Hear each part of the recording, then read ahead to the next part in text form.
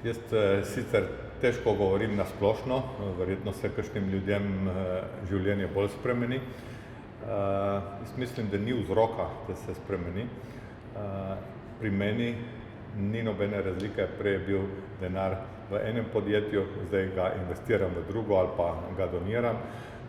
Dnevne navade so iste, še vedno grem v isto restavracijo z zaposlenimi kot prej, avto imam še vedno 10 let star, živim v isti hiši, jem 2-krat, 3-krat na dan, obleke imam iste, tako da mislim, da človek ne potrebuje spremembe in da je to bolj en tak stereotip med ljudmi, da potem vse drugače, nič ne drugače.